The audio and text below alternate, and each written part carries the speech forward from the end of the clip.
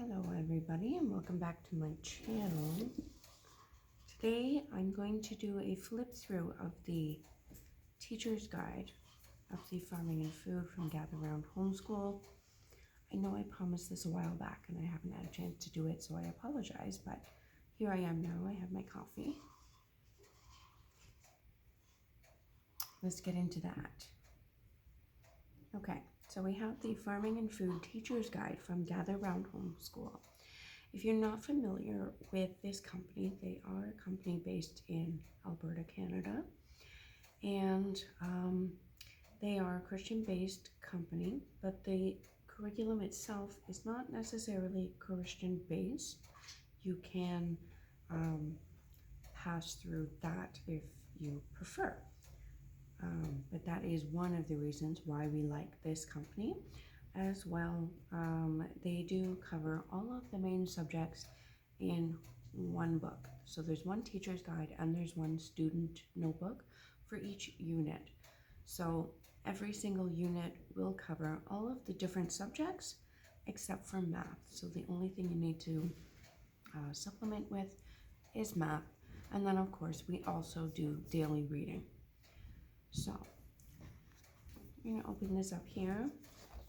Here's our first page. You're going to get a note to the teacher or the parent in our case, and this is Rebecca Spooner, and she goes on to explain who she is and what the vision of Gather Round is. She is a second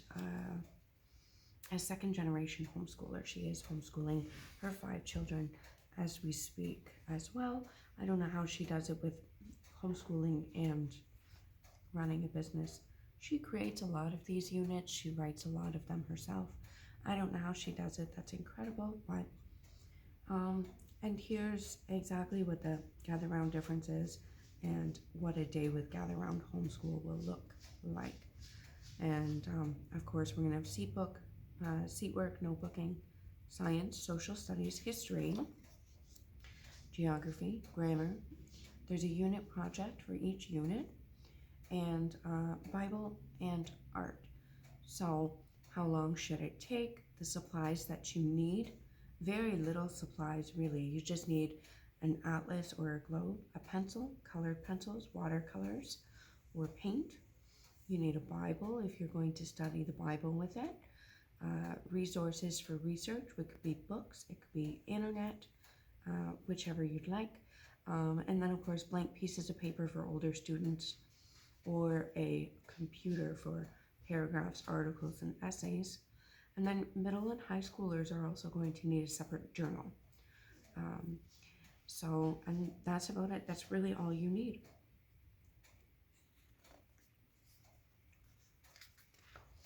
So then moving on, we have our lesson planner.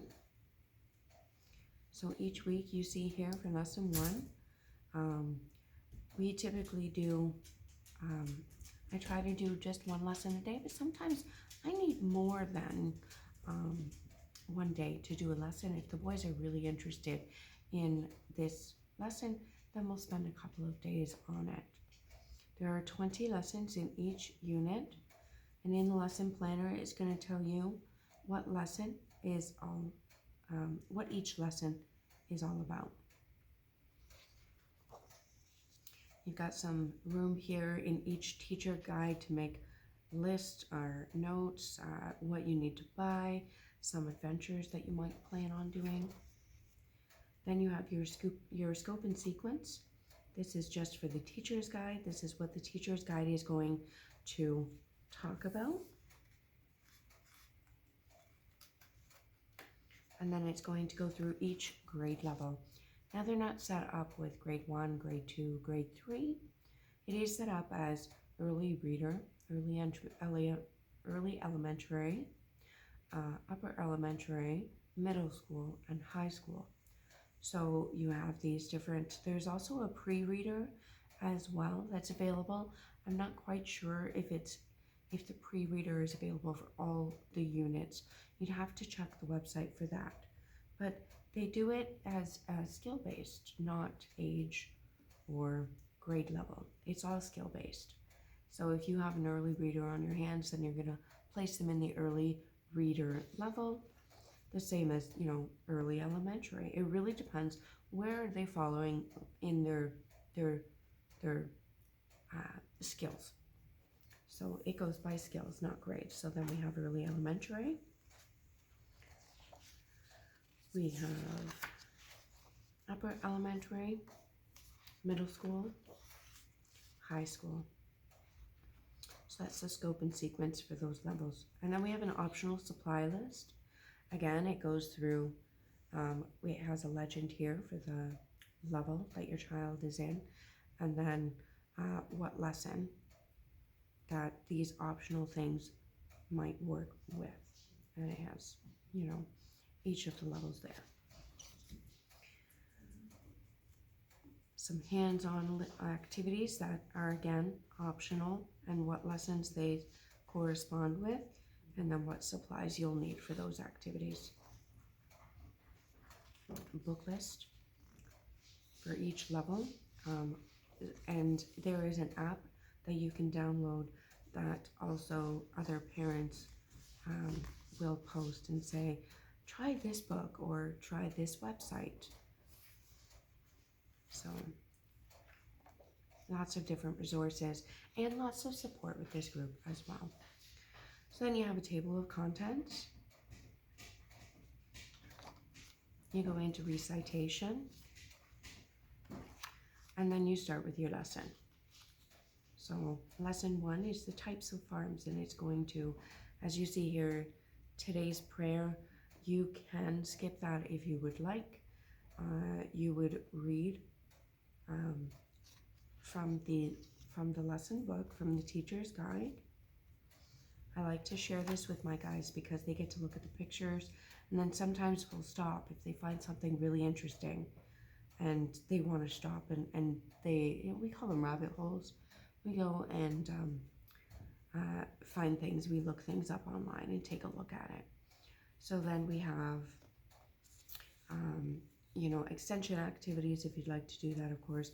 We've got some vocabulary here that you can work with your kids on their different levels of some added vocabulary, things that maybe they want to look up, find the definitions of them, and then maybe come up with a couple of sentences with how we would use that word, and then maybe they want to write it in a sentence or learn how to spell it. And then today's checklist: read your recitation together as a family, complete the copy work on your seat work page, and work on your spelling words, and complete your student notebook pages. So in the student notebook is where you're going to find the copy work, and then the student notebook pages. So this page here is a day at a glance. It's going to tell you exactly what your students are doing in each level. Moving on to lesson 2.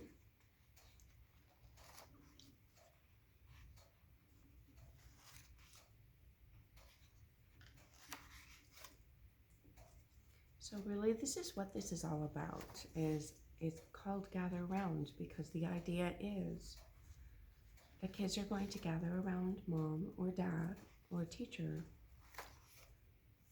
Teacher is going to read through the lesson plans, and the kids are going to work through their notebooks. Sometimes they'll be able to work through their notebooks as you're reading, and they just need to listen for key points to help complete their work. Sometimes you'll just snuggle up on the couch and read together. And then go to work on the student notebooks.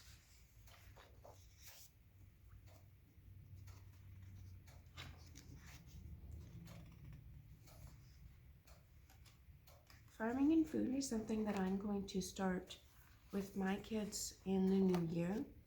I'm going to start this in January when we come back from our Christmas break.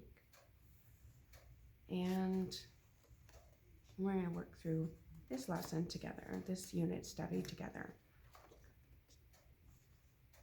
So again, you can do one lesson a day, and you'd be able to complete it in 20 days. Or you can take your time and you can go on adventures. You could spend maybe do a whole week on one lesson, and it would last you 20 weeks, and you would follow rabbit trails, you'd read books, you'd go on adventures, you could do baking in the kitchen, you know, you could go and visit farms,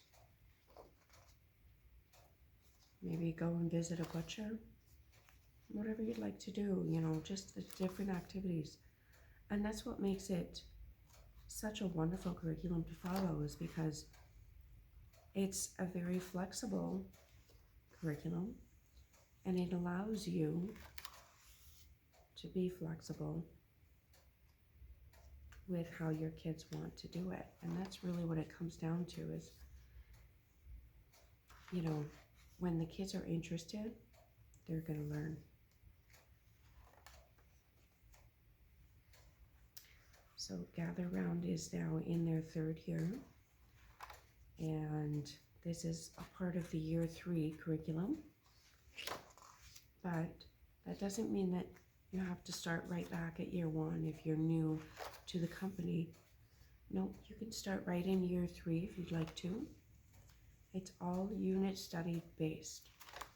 So if you go back to year 1, they have a couple of unit studies. One is oceans, and one is space. Very first one is North America birds. And you can just bounce around and do whatever subject that your kids really are interested in learning about. We're also going to be doing space and oceans now, because we haven't done them before, and it's something that my kids are interested in learning about. So you can bounce around in the different units, whichever ones you'd like to learn about, whichever ones that your kids want to learn about. And it's really just about gathering around, learning stuff together, and having fun while we're learning. And that is the Gather Round difference, my friends. Pumpkin squash. We were on a subscription program, a vegetable box subscription program with a local farm a couple of years ago, and we got so much squash. I didn't even know what to do with it. I ended up giving a lot of it away to the neighbors because we don't particularly like squash. But squash is one of those things that you plant one seed and it seems to sprout out of nowhere, and you've got a million squash running around. Very easy to grow squash. So here we come to lesson 20, amazing farms. Interesting. What if there were no farms? That would be really sad. I would be really sad about that. Here's an idea. Farming jobs. Oh, I like this. Animal science pathway, saw farm manager, herd nutritionist, feed sales representative, apiary worker. I have no idea what an apiary worker is, or if I'm even saying that right. Veterinary technician, livestock auctioneer, horse trainer, works directly with the horses to train them for future riders, monitors horses' health and nutrition, trains riders. Educational opportunities exist to obtain a degree in equine science or equine studies, and apprenticeships are often available. I love that they talked about this. You don't have to be a horse trainer in order to get an apprenticeship. There are other aspects of barn hands and people who work with horses that you can get an apprenticeship for. I have my journey person as a horse groom. So I'm not a horse trainer, but I do take care of their horses, the horse's health and nutrition. And I could go to Actually, we have one in Guelph that I could get a degree in equine sciences. So there's that. Um, you don't have to be a horse trainer for necessarily that, but I'm thinking she probably just kind of rounded it out. I'm not sure. But anyway, there's that. Agriculture, mechanics pathways, environmental sciences pathway.